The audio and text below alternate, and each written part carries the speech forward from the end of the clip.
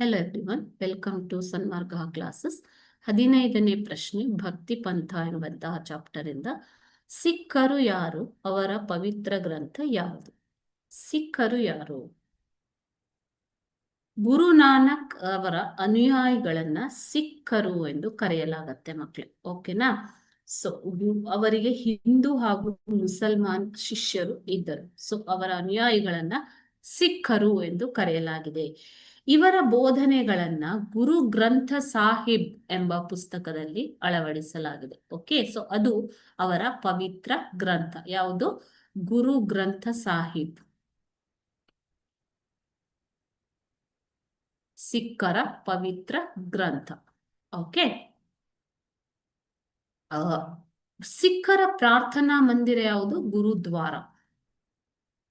ಗುರುದ್ವಾರ ಎಂಬಂತಹ ಪ್ರಾರ್ಥನಾ ಮಂದಿರ. ಓಕೆನಾ ಮಕ್ಕಳೇ? Thank you.